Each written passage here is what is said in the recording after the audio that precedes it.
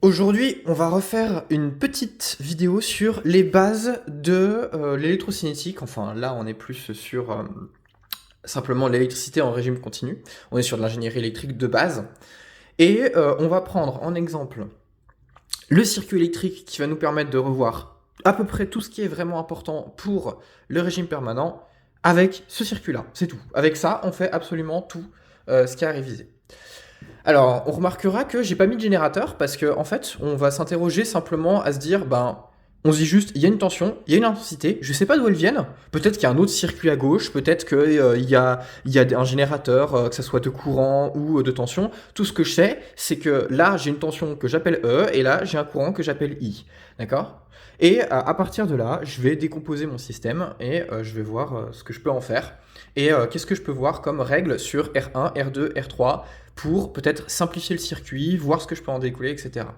Et on va utiliser une seule chose au début, c'est juste les lois de Kirchhoff, donc la loi d'Ohm et la loi de Maille. Et c'est tout. Voilà, on va juste voir loi d'Ohm, loi d'Ohm, loi de Maille, loi des nœuds, bien sûr. Loi d'Ohm, loi de Maille et loi des nœuds. C'est les trois lois qui vont nous suffire pour faire absolument tout. Et on va redémontrer tout. Comme ça, au moins, on aura des bonnes bases pour ensuite faire 2-3 exercices en premier pour vérifier un peu comment dire, voir si on est si on maîtrise vraiment ce qu'on fait, parce que c'est vraiment ça qu'il faut faire, c'est-à-dire faire et faire et faire et faire, et puis après ça devient des automatismes. Mais là, le but c'est surtout de reprouver pour pouvoir mieux comprendre. Donc, la première chose que je vois, c'est un circuit, voilà, donc avec une tension et une intensité, une tension qui parcourt l'intégralité de cette branche-là, d'accord? Donc ici, ça veut dire que la différence de potentiel entre ce point-là et ce point-là, que je vais appeler, par exemple ici, je vais appeler ça V1 et ça V2, d'accord? Et je sais que V2 moins V1 est égal à E. C'est ça qu'il faut comprendre, d'accord? Donc j'ai un potentiel V1, voilà, en volts, j'ai un potentiel V2 en volts, et je sais que la différence de potentiel entre V1 et V2, c'est E. Voilà, c'est le principe de la tension. L'intensité, elle décrit pas un truc qui est visuel, elle décrit simplement le débit d'électrons. C'est-à-dire, c'est vraiment littéralement ça, hein, c'est un dQ sur dt, c'est-à-dire c'est la vitesse à laquelle les électrons passent dans le film. Voilà, c'est homogène à un dQ sur dt, c'est très très pratique pour ça, c'est que l'intensité c'est très clair, c'est juste les électrons passent dans le fil, à quelle vitesse, combien il y en a qui passent à travers une section du fil par seconde, et il y en a I, en gros, il y en a tant d'ampères. Voilà, l'ampère, c'est homogène à un débit, techniquement. Ensuite, on a, dans cette branche, du coup, une résistance R1, qui est en série avec un bloc ici, qui est composé de deux résistances en parallèle. D'accord? Donc, ce bloc-là, qui est composé d'une seule résistance, est en série avec ce bloc-là. Mais cette résistance-là et cette résistance-là sont en parallèle. Donc, ce bloc est constitué de deux résistances en parallèle. Voilà. On va commencer par analyser et voir ce qu'on peut simplifier en premier. Évidemment que quand on divise par bloc, on fait d'abord ce bloc-là en premier, puis ce bloc-là tout entier. C'est-à-dire que quand on veut séparer le grand bloc R1, R2, R3, on va regarder d'abord les petites sections et ensuite les grosses sections. On va diviser en petits trucs. Et on voit que R1, il est en relation avec rien à part ce bloc-là. Donc ce bloc-là doit être traité en premier, doit être simplifié, et ensuite on voit ça. Alors, on va déjà écrire 2-3 choses. On va déjà noter la tension aux bornes des différentes résistances. Là, on a une tension qu'on va appeler U1. Là, on va appeler ici U3 du coup. Et là, on va l'appeler U2. D'accord? Voilà. Donc, on a U1, la tension aux bornes de R1, U3, la tension aux bornes de R3, U2, la tension aux bornes de R2. Là-dessus, on est bon. On voit quelque chose, c'est que d'après la loi des mailles, d'accord, la somme des tensions dans cette maille doit être égale à 0. C'est-à-dire que U2 moins U3, hein, je rappelle que quand on tourne comme ça, d'accord, et on va compter positif dans ce sens-là, négatif dans ce sens-là, d'accord, dans le sens de U3 on compte négatif et U2 on compte positif, et si on tournait dans l'autre sens, ça serait l'inverse, on dirait que U3 est positif et U2 est négatif. Ce qui se résume à dire que on a U2 moins U3 qui est égal à 0. Donc, on a U2 qui est égal à U3. D'où l'intérêt de bien mettre les objets les uns en face des autres en hauteur en général quand on écrit les tensions. Pourquoi? Parce que en fait, quand on va toutes les mettre on va écrire toutes les tensions en fait dans le même sens dans la maille, hein, c'est-à-dire on va toutes les mettre vers le haut par exemple, de manière à ce qu'on voit bien que ce qu'il y a en face les uns des autres c'est égaux en fait, c'est-à-dire que tout ce qu'il y a dans la maille à droite, la tension totale qui est égale dans la maille à droite est égale à la tension totale dans la maille à gauche. D'accord?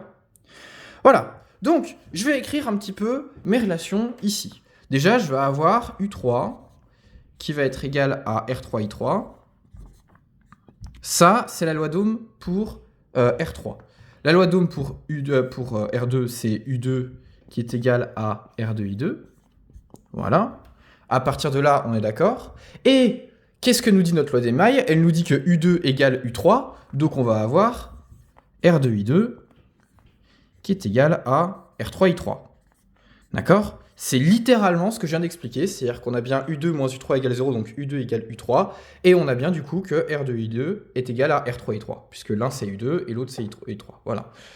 Ensuite, on va essayer d'exprimer tout simplement I3 en fonction d'I2 à partir de là, en fait, c'est-à-dire que ça rappelle un peu les systèmes linéaires, c'est-à-dire qu'en fait on a par exemple I3 ça va être Z, I2 ça va être Y, et grand I ça va être X. Bah en fait le but ça va être d'exprimer par exemple X en fonction de Y et de Z, etc. Hein. Ça rappelle un peu les systèmes linéaires, mais ça on en parlera dans une autre vidéo. Là pour l'instant on se concentre là-dessus, donc on va juste essayer d'écrire par exemple I2 en fonction de I3. Donc on va avoir I2 qui va être égal à R3 sur R2,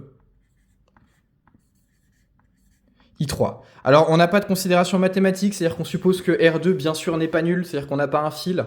Sinon, il est évident qu'on se retrouve avec juste des résistances en série et la chose est bien plus simple. Donc là, on considère vraiment que R2 est non nul. Hein. Voilà, on est dans un cas où R1, R2 et R3 sont non nuls. De toute façon, dans la réalité, ils seront toujours non nuls parce que même quand on a un fil, on a un semblant de résistance. Donc on pourra toujours écrire ces règles-là, c'est-à-dire que quelque chose qui est strictement nul en termes de résistance, je parle uniquement, ça n'existe pas vraiment. Voilà. À partir de là, donc on écrit I2 en fonction de I3. On a aussi quelque chose qui est pratique, c'est qu'on voit en fait que I, c'est comme un tube qui va se déverser à la fois à gauche et à droite, en I1 et en I2. Mais ce que je sais, c'est que le nombre d'électrons qui traversent tout ça, ça reste le même par seconde. Le débit est conservé. Donc ça veut dire que la somme du débit ici plus la somme du débit ici va être égale au débit qui est là, d'accord ? Quand je vais séparer mon débit initial en deux autres débits, quand les deux débits vont se rejoindre, ils vont revenir à mon débit initial. Donc on a bien la même quantité d'électrons qui arrivent ici au début, puis ici à la fin. Donc on a bien I1 plus I2 qui est égal à grand I. Ça, c'est la loi des nœuds. Donc on a grand I qui est égal à I1 plus I2. Ok. Parfait. Ah oui, d'accord. Ah oui, d'ailleurs, je me suis trompé. I2, oui, c'est ça mon problème. Pardon. Je reviens. C'est vrai que j'avais dit que I2 passait par I3 et I1 passait par R2, parce que j'ai appelé grand I à mon intensité ici. On va garder ça et on va essayer de se souvenir effectivement qu'on a R3 et 2. Donc ça typiquement, c'est le genre d'erreur auquel il faut faire attention, parce que quand on nomme avec des indices qu'on fait souvent en électrocinétique, il faut bien faire gaffe à par quoi on les note. D'ailleurs, c'est pour ça que quand on aura des condensateurs et des bobines, on notera bien RC et RL de manière à ce que on n'ait pas ces histoires de chiffres qui viennent nous embêter, nous embrouiller dans ce qu'on a. On préfère avoir autre chose, des choses qui sont plus concrètes, plutôt que des numéros. Bien sûr, les numéros sont quand même utilisés, mais il faut faire attention. Donc là, je vais essayer de garder ça et je vais essayer d'être cohérent, d'accord? Donc à travers I3 passe I2 et à travers R2 passe I1. Donc on a bien R2 I1 est égal à R3 I2. D'accord? On en est là. Donc R2 I1 égale à R3 I2, ce qui fait que I1 est égal à R3 sur R2 I2. Voilà. Ici, du coup, je vais pouvoir remplacer mon I2, enfin mon I1 plutôt, par ça. Hein, on va se rendre compte d'un truc, c'est que là, je peux remplacer mon I1 de manière à écrire I uniquement en fonction de I2. Et là, c'est un truc génial que je suis en train de faire, c'est-à-dire que je suis littéralement en train de dire, si je connais mon intensité de départ et que je connais mes résistances, j'ai pas besoin de connaître I1, je saurais connaître I2. Parce que j'aurais écrit I en fonction de I2 uniquement. Et donc du coup, là, on a que c'est égal à R3 sur R2 I2 plus I2. Et je vais factoriser par I2 quand même. Donc ça va être égal à R3 sur R2 plus 1, le tout, facteur de I2. Et ce que je vais faire, c'est que je vais écrire ça sous la forme d'une seule fraction de manière à ce que ça soit plus clair. Donc on va avoir I qui va être égal à, il faut multiplier par R2, donc R3 plus R2 sur R3 fois sur R2, pardon. R3 plus R2 sur R2. D'accord? Quand je vais écrire, donc fois I2, bien sûr, tout ça, je vais essayer d'écrire en fait un rapport qui m'est plus familier, c'est-à-dire le rapport de I2 par rapport à grand I, c'est-à-dire quelle partie de I va dans I2. I2 sur grand I, c'est ça, c'est littéralement la fraction qui me permet de savoir combien de grand I est parti dans I2. Et ben ça, j'ai simplement en fait à dire, bah, je divise par grand I à droite et je divise par tout ça à gauche. Et donc du coup, I2 sur I est bien égal à R2 sur R3 plus R2. Et voilà. Et donc là, j'ai ce qui s'appelle un diviseur d'intensité. Donc le diviseur d'intensité, on vient de le prouver avec simplement la loi d'Ohm et la loi des nœuds, simplement avec ça, et aussi, oui, non, c'est ça, la loi d'Ohm et la loi des nœuds. Et juste avec ça, on a bien que I2 sur I est égal à R2 sur R3 plus R2. Alors ce que ça veut dire, c'est que je prends la résistance d'en face et je la mets bien sur la somme des résistances totales. Voilà. Et on voit bien qu'est-ce qui se passe, c'est-à-dire que quand R2 va tendre vers 0, c'est-à-dire quand la tension va devenir nulle, d'accord? Enfin, quand la résistance va devenir nulle, ça va devenir un fil. Donc toute l'électricité va vouloir passer par ce fil. Donc qu'est-ce qui se passe? Normalement, ça veut dire que I2 va devenir nul. I1 va devenir grand I, c'est-à-dire que I1 va prendre l'intégralité de l'intensité qui en provient, et I2 va devenir nul. Il n'y aura plus d'électrons qui voudra passer par là, parce qu'à gauche, bah, c'est open bar, c'est fil tout court. Et qu'est-ce qui se passe, effectivement, quand on voit que R2 devient nul? On a bien I2 sur I qui est égal à 0, c'est-à-dire que, en gros, I2 est égal à 0. Si I2, la seule manière que I2 soit nul, c'est que R2 soit nul. Et à l'inverse, si R3 devient nul, ben I2 sur I, ça devient égal à R2 sur R2. R2 sur R2, c'est 1, c'est-à-dire que I2 est égal à grand I. L'intégralité de I passe par I2. Donc la situation symétrique est parfaitement vérifiée. Et on vérifie bien un truc aussi, c'est que effectivement, ça, c'est sans unité. On a une intensité sur une intensité, donc l'unité totale est nulle. Et ici, on a bien une résistance sur une somme de résistances. Donc on a des ohms sur ohm plus ohm, et ohm plus ohm, ça reste ohm. Donc on a bien 1 ici à droite aussi, c'est-à-dire pas d'unité. Voilà. Ensuite, on va reprendre tout ça. Et, ah oui, non, juste une dernière chose. Ce qu'on aimerait faire, c'est d'exprimer en fait tout ceci en fonction d'une résistance équivalente. D'accord? Ben, c'est pas compliqué, en fait, il suffit de dire que ma tension U2 ou U3, U2 est égale à un R équivalent fois l'intensité qui traverse le bloc, et l'intensité totale qui traverse le bloc, c'est grand I. Bah, c'est pas compliqué, en fait. Il suffit de voir que U2, c'est R2, I2, d'accord? Et grand I, je vais pouvoir l'exprimer comme ça. C'est pas compliqué, grand I, je le passe à droite, je redivise par tout ça, mais en fait, je l'ai écrit ici. J'ai bien écrit que grand I était égal à R3 plus R2 sur R2, I2. Et bah, regarde. Hop, on a ça qui est égal à Rec fois R3 plus R2 sur R2, I2, comme on peut le voir juste en dessous. C'est encore une erreur à cause de mes indices, c'est-à-dire que j'ai confondu I2, I1, etc. Non, en fait, on veut, pour retrouver en fait, la relation, on veut bien qu'il y ait du I2 parce qu'on va retrouver du I2 là-bas. Donc en fait, au lieu de prendre U2, pardon, je vais bien prendre U3. U3, c'est bien R3, I2, voilà, et pas R3, I3 par exemple. Donc on a bien R3, I2 qui est égal à R3, qui est égal à Rec fois R3 plus R2 sur R2, I2, cette fois-ci, d'accord? Donc I était bien juste. Là, on a juste que U3, c'est R3, I2. Les I2 s'en vont. Et quand je redivise tout ça, ça va bien me donner qu'on a R3, R2 sur R3 plus R2 est égal à Rec. Voilà, je laisse donc convaincre. Hein. On a R3, I2 est égal à Rec fois R3 plus R2 sur R2, I2. Et on a bien juste divisé par I2 de chaque côté. On a divisé par ça. Et on voit bien on retrouve Rec qui va être égal à R3 fois R2 sur R3 plus R2. Donc ma résistance équivalente ici est trouvée. Ok, parfait. Je vais pouvoir effacer tout ça. c'est enlever le bloc, écrire REC à la place, et puis on va pouvoir continuer. Hop. On va enlever tout ce bloc-là, et à la place, on a juste une résistance équivalente, ici, REC. Et là, cette tension, bah, c'est U2, qui est égale à U3, et je peux l'appeler UEC par exemple, si j'ai vraiment envie de la renommer de manière à ce que, vu que j'ai changé de résistance, bah, je change aussi le nom de la tension. Je peux la renommer UEC, mais UEC c'est U3 qui était aussi U2. Hein. C'est la même chose, hein. Vu que les deux étaient en parallèle, on a exactement les mêmes tensions. Donc, à partir de là, je sais que j'ai REC, je le mets juste histoire de m'en rappeler, qui était R3, R2 sur R3 plus R2.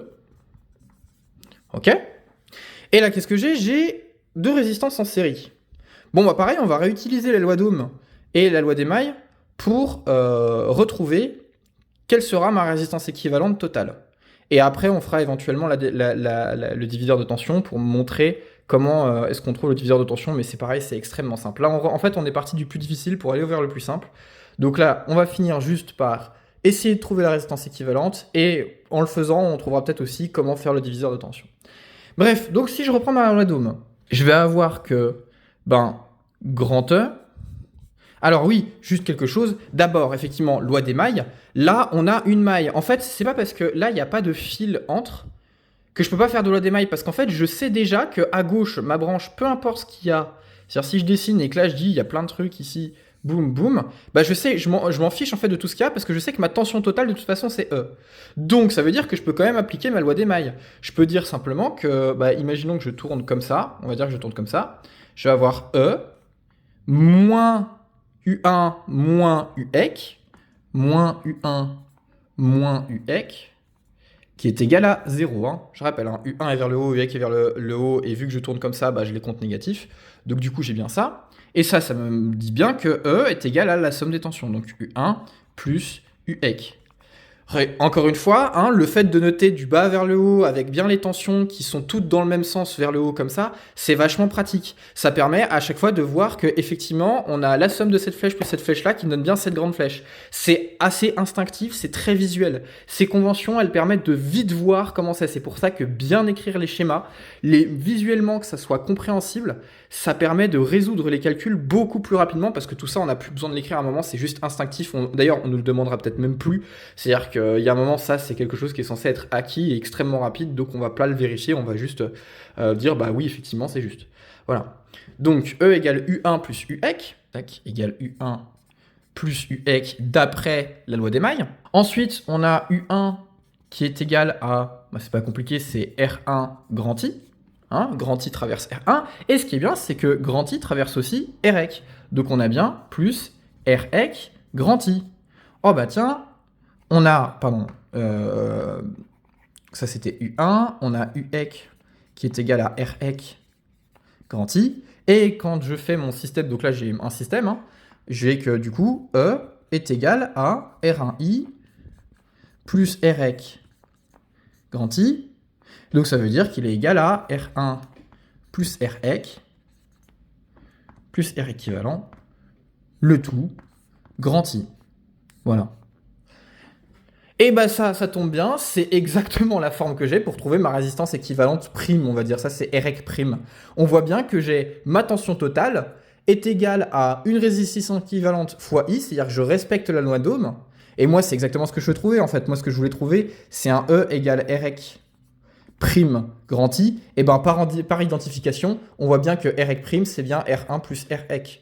Voilà, donc en fait, la résistance équivalente en série, elle est toujours extrêmement simple parce qu'elle découle directement de la loi d'Ohm et d'une loi d'émail. C'est tout, c'est vraiment très simple, c'est instantané. Et donc du coup, on a bien que REC prime est égal à R1 plus REC. Voilà. À partir de là, je vais essayer de me demander quand même, j'aimerais bien avoir U2 par exemple en fonction de E, ou U1 en fonction de E. Faisons plutôt U équivalent en fonction de E. On va reprendre un peu ma loi d'émail de base et je vois que j'ai U1 plus UEC E. Bon, ok. Moi, ce qu'il me faudrait en fait, c'est exprimer U1 en fonction de UEC. Et en fait, c'est pas compliqué parce que ce que je vais me dire, c'est que, ok, là j'ai la même intensité, là j'ai la même intensité, et là j'ai E. J'ai mon R équivalent, j'ai mon R équivalent prime en l'occurrence. Et ben c'est pas compliqué, je vais me dire, ok, là j'ai une relation, là j'ai une relation, je vais pouvoir peut-être dire que UX c'est E moins U1, U1 c'est R1I, I ça va être égal à UX sur RX. Bon bah attendez, si j'ai ça, ça veut dire que ça, au lieu de l'écrire R1I, je peux dire qu'en fait, c'est égal à R1 UX sur RX. Oh bah tiens, c'est pratique, je peux l'injecter là-dedans et ensuite factoriser par UX. Bon bah parfait, je vais faire ça. Donc ça veut dire que ça devient E qui est égal à R1 sur RX UX plus UX. Bon bah ok, c'est égal à UX facteur de R1 sur RX plus 1. On a une relation qui ressemble à l'autre, sauf que cette fois-ci, il y a un truc très important, c'est que ce que je recherche, c'est RX, et que c'est effectivement ce qui est en bas. Là, la dernière fois, en fait, j'essayais de trouver I2, et en fait, R3, donc I2 passait par R3, hein, je rappelle, R3 n'était pas au dénominateur, il était au numérateur. Ce qui fait que quand on allait doubler avec le plus 1, là, qu'on va multiplier, en fait, on va dire que 1, c'est RX sur RX. Tout à l'heure, en fait, on aurait eu R2 sur R2 au lieu d'avoir du R3 sur R3. Donc c'est pour ça, en fait, que l'un va prendre l'opposé de la résistance à travers laquelle passe l'intensité. Et là, par contre, ça va bien être la résistance à travers laquelle passe la tension. C'est hyper important. Donc du coup, on a UX, facteur de... Alors, je simplifie très vite. Hein. On a R1 plus RX sur RX. Voilà. À partir de là, bah, c'est pas compliqué. Je vois que je vais pouvoir écrire directement UX sur grand E, comme tout à l'heure, I2 sur grand I, et UX sur grand E, bah, c'est pas compliqué, c'est égal à RX sur R1 plus RX. Voilà. C'est-à-dire, d'ailleurs, on peut le voir hein, ici, que c'est égal à RX sur R équivalent prime. C'est-à-dire qu'en série, si on trouve la résistance équivalente prime, dans la résistance équivalente en fait du total, pardon, et qu'on veut connaître une des deux tensions par rapport à la tension totale qui les traverse, bah on a juste en fait à diviser la tension, enfin on a à diviser la résistance à travers laquelle traverse la résistance qu'on veut. Là en l'occurrence c'était Rx, et on l'a fait diviser par la résistance équivalente totale. C'est-à-dire que quand on a un diviseur de tension et un diviseur d'intensité, on s'attend à ce qu'on sache déjà trouver la résistance équivalente. L'un découle de l'autre en gros. Donc là par exemple, UX sur E, bah, c'est RX sur RX', c'est-à-dire R1 plus RX. Et en l'occurrence, si je voulais par exemple U1, en fonction de E, j'aurais U1 sur E qui est égal à U1 sur RX', c'est-à-dire R1 plus RX. Voilà, simplement. Donc c'est voilà pour diviseur de tension, diviseur d'intensité, résistance équivalente en série, résistance équivalente en parallèle.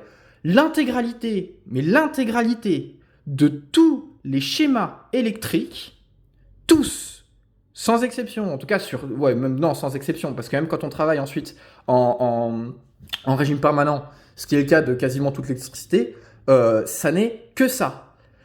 D'accord ? Autant en régime continu, il peut y avoir par exemple des diodes, etc., qui vont pas fonctionner comme des résistances, etc., donc ça peut être compliqué. Pareil en régime transitoire, en fait on va avoir des équations du second ordre, du premier ordre, du second ordre qui vont apparaître, mais on s'en fout.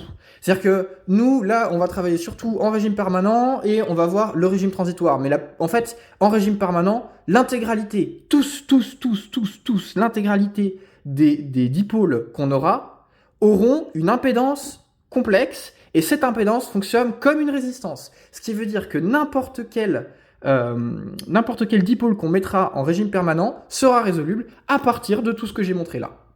Tous, sans exception. Et on pourra trouver n'importe quelle fonction de transfert, n'importe quelle chose, tout à partir de là. Donc, ce que je viens de montrer, c'est à savoir par cœur, à savoir retrouver. Faut en faire plein, des simples, histoire d'être toujours sûr.